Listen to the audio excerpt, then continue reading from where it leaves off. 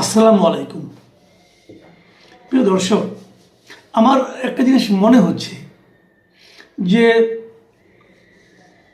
দলীয়করণের ক্ষেত্রে সারা দেশে সরকার যেন একটু বেশি তাড়াহুড়া করছে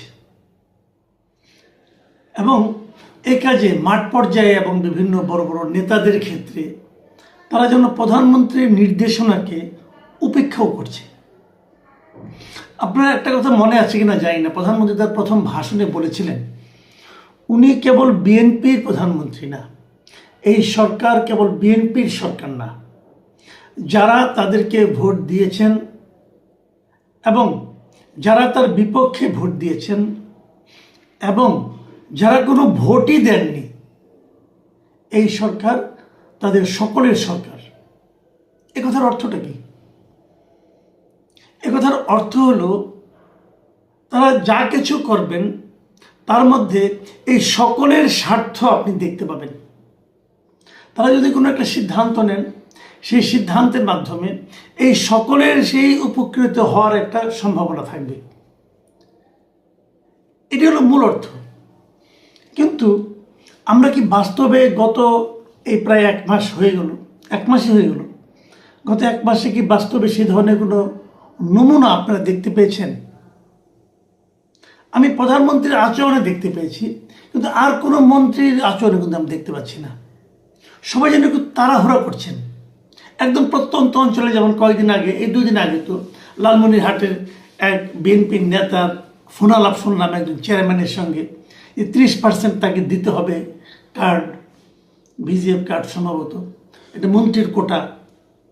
তো এরকম মন্ত্রীরা কিন্তু সব জায়গাতে, আমরা একটা অডিও কল পেয়েছি, আরও কত অডিও কল আমরা পাইনি, কিন্তু 30% কিন্তু 30%-এর জায়গায় রয়ে গেছে। এমপি সাহেবরা কি বুকে হাত দিয়ে বলতে পারবেন যে ওনারা এই ধরনের কাজ করছেন না? ঘোষণা দিন যে আমরা করছি না। পারবেন না। সব জায়গায় চলছে, একই জিনিস চলছে। চাঁদাবাজি কি বন্ধ হয়েছে? ঢাকা শহরে বন্ধ হয়েছে। ঈদের মৌসুম, জিজ্ঞাসা করেন না ফুটপাতে যত লোক বসে, জিজ্ঞাসা করেন চাঁদাবাজি বন্ধ হয়েছে কিনা। একটা সামান্য বাদামওয়ালা, যে লোকটা বাদাম বিক্রি করে, তাকেও চাঁদা দিতে হয়। সেই চাঁদার ভাগ কোথায় যায়? সেই চাঁদার ভাগ কি এখন আওয়ামী লীগ নিতে আসে, নাকি ছাত্রলীগ, নাকি স্বেচ্ছাসেবক লীগ? তারা কি ওই চাঁদার ভাগ পায়? কোথায় যায়? কে না জানে? জিজ্ঞাসা করেন, নাম ধরে বলে দিবে সবাই। কেউ চেষ্টা করছেন এগুলো থামানোর জন্য? আমি কিন্তু বুঝতে পারি না। কাজে অবাধে চাঁদাবাজি চলছে এবং চাঁদাবাজিতে দলীয়করণ চলছে, মানে বিএনপির লোকজনই চাঁদাবাজি করছে। এমপি সাহেবরা তাদের পার্সেন্টেজ নিয়ে টানাটানি করছেন, বিভিন্ন তাদের চামচাদের মাধ্যমে ধমক দিচ্ছেন, একে ধমক এর ধরে আনো, তাদের মাইরে আনো, এগুলি করছেন। আরেকদিকে মন্ত্রী পর্যায়ে আমরা কি দেখছি? যার যার মন্ত্রণালয়ে দেদারসে চলছে। আমি কয়েকটা উদাহরণ তো আপনারা এর আগে দেখছেন। এলজিআইডি মিনিস্ট্রি, আমাদের মহাসচিব যেখানে বসে আছেন, বিএনপির মহাসচিব, ওনার মন্ত্রণালয় করলোটা কি? সবগুলি সিটি কর্পোরেশনের দলীয় লোককে প্রশাসক হিসেবে নিয়োগ দিল। আমি আবারও বলছি, এটা বিএনপির জন্য যদি বুমেরাং না হয় তখন আমাকে বলেন। কারণ এরা কতদিন থাকবে ওখানে? অনির্বাচিত হবে, কতদিন থাকবে? 1 মাস, 2 মাস, অথবা 6 মাস, অথবা 1 বছর। 1 বছর থাকতে পারবে না, তার আগে কিন্তু আন্দোলন শুরু হয়ে যাবে। যদি 6 মাস থাকে, 6 মাসে তারা কি নিজেদের ইমেজ বৃদ্ধি করতে পারবে? কেউ পারে বাংলাদেশে একদম শেষ করে দেওয়া, যেহেতু কোনো ফান্ড নাই, কোনো রকম নিয়ম নীতি ছিল না গত 1.5 বছরে। তার আগে তো আওয়ামী লীগ লুটপাট করেইছে। সেরকম একটা জায়গায় যে 6 মাসের জন্য মেয়র হয়ে অথবা প্রশাসক হয়ে আপনি কি করতে পারবেন? আপনি কি জনগণের প্রত্যাশা মেটাতে পারবেন? পারবেন না। মাঝখান থেকে কি হবে? যখন আপনি 6 মাস পরে নিজেই ক্যান্ডিডেট হবেন, তখন মানুষ বলবো, আচ্ছা আপনি তো এই আকাম কুকাম করছেন, অথবা এই প্রত্যাশা মেটাতে পারেন নাই, অতএব আপনাকে আমরা কেন ভোট দেব? এটা একদম বুমেরাং হয়ে যদি দেখা না দিয়েছে, তখন আমাকে বলেন। এই মূর্খতা, এই বোকামিটা, এই আত্মঘাতী সিদ্ধান্ত তারা কেন নিল আমি বুঝতে পারলাম না। তারপরেই দেখলাম 42টা জেলা পরিষদেও ওনারা নিজেদের মতো করে প্রশাসক নিয়োগ করলেন। এরা কারা? এরা ওখানকার বিএনপি নেতা, কেউ সাধারণ সম্পাদক, কেউ অমুক, কেউ তমুক জেলা কমিটির, কেউ ইলেকশনে ফেল করেছেন, ফেল করে এসে এখানে প্রশাসক হয়ে গেছেন। মানে লজ্জাও করেন এদেরকে। যে লোকটা ফেল করার পর প্রশাসক হয়, তার তো লজ্জা থাকা উচিত যে আমাকে তো জনগণ প্রত্যাখ্যান করেছে, আমি কেন এর চেয়ে বড় দায়িত্বে এখন যাচ্ছি? যেটা ঢাকা উত্তরেও হয়েছে। কেন? এখন অনেক আগে শুনেছিলাম বিএনপি বলেছিল যে যারা মনোনয়ন পাবেন না তাদেরকেও নানাভাবে পুরস্কৃত করা হবে, এই তার পুরস্কৃত করার নিয়ম। এটা তো আমরা চাইনি। সবশেষ কি দেখলাম আমরা, যে আমাদের শিক্ষামন্ত্রী উনি 7টা বিশ্ববিদ্যালয়ের উপাচার্য নিয়োগ করে দিলেন তড়িঘড়ি করে, একদিনের মাথায় 7টা বিশ্ববিদ্যালয়ের উপাচার্য একদিনে পরিবর্তন হয়ে গেল। কেন হলো? কোন ক্রাইটেরিয়া হলো? এবং যাদেরকে নিয়োগ দেওয়া হলো বিশ্ববিদ্যালয়ের উপাচার্য হিসেবে, এরা প্রত্যেকটা লোক মানে কঠিন বিএনপির রাজনীতির সঙ্গে জড়িত। তো তারা এখানে ভিসি হয়ে কি রাজনীতি করবে? শিক্ষামন্ত্রীকে তেল দিবে, নাকি তারা বিশ্ববিদ্যালয়ের প্রশাসনটাকে চালাবে, বিশ্ববিদ্যালয়ের একাডেমিক সিস্টেমটাকে করবে, আরো সচল করবে? কোনটা করবে?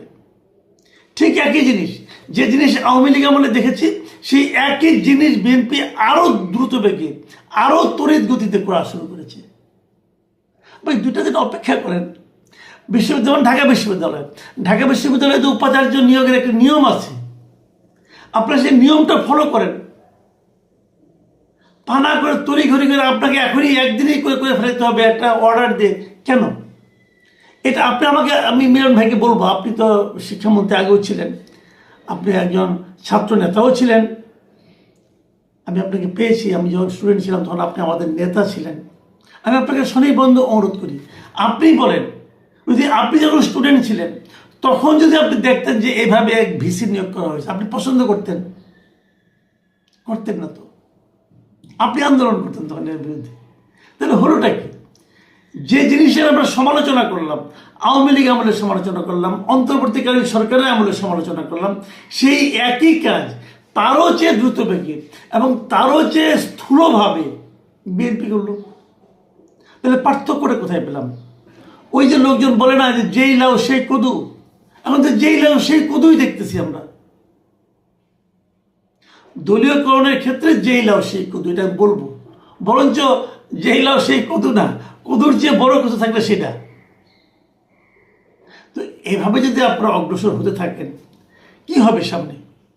দেখেন, আমি আবারও বলি আপনাদের কাছ থেকে, আপনারা একটা নতুন সরকার এসেছেন, একটা চরম দুঃসময়ে আপনারা কিন্তু গণতান্ত্রিকভাবে নির্বাচিত একটা সরকার। এই সরকারের কাছে দেশের মানুষ অনেক কিছু আশা করে। কতটুকু পারবেন না সেটা হয়তো পরের কথা, কিন্তু মানুষ এই সময়ে, এই 1 মাসের মাথায় দেখতে চায় যে আপনারা কতটুকু করার চেষ্টা করছেন। হয়তো শেষ পর্যন্ত পারলেন না, কিন্তু চেষ্টা যে করলেন, এই যে নিয়ত, সে আমাদের একটা হাদিস আছে না যে ইন্নামাল আমানু বিন্নিয়াত, আপনি যে নিয়তটা, এটা মানুষ দেখতে চায়, কিন্তু মানুষ দেখতেছে আপনার নিয়তটাই খারাপ। এই যে যাদের উপাচার্য নিয়োগ করেছেন তারা কি হবে, ভালো করবে কি মন্দ করবে সেটা তো পরের কথা, কিন্তু নিয়োগ করার সময় আপনার নিয়তটা কি ছিল? যে আমার দলের লোককে ওখানে বসাতে হবে। আপনি যদি নিয়ত তেমন হতো, আমি একটা যোগ্য লোককে যোগ্য জায়গায় নিয়ে বসাবো, সে লোকটা আমার দলের হতে পারে না, আর আপনার দলও কি মানে এরকমই হতে হবে যে একদিনে সবাইকে নিয়োগ করতে হবে? আপনার দলে করেন, আস্তে আস্তে খবর নেন, দেখেন ভালো মন্দ কি হয়। কিন্তু একদিনে সবগুলি পরিবর্তন করে আপনি কি লাভ করলেন বলেন? আগামীতে তাও হবে। এর মধ্যে শুনতে পাচ্ছি স্থানীয় সরকার নাকি আরো এটা বাড়বে, স্থানীয় সরকার এখন নাকি বিভিন্ন পৌরসভায় নাকি মেয়র নিয়োগ করা হবে, উপজেলা পদে নাকি নিয়োগ করা হবে, সব দলের লোকদের নিয়োগ করবে, আর ইলেকশন লাগবে না। কিসের গণতন্ত্র, কিসের কি গণতন্ত্র? একবার দরকার। কখন দরকার? আমার নির্বাচনের সময় দরকার, আমার নির্বাচিত হওয়ার সময় দরকার গণতন্ত্র, আর গণতন্ত্র লাগবে না। এই দৃশ্য দেখতে চাইনি আমরা। প্রিয় দর্শক, এখন এ পর্যন্তই। আল্লাহ হাফিজ।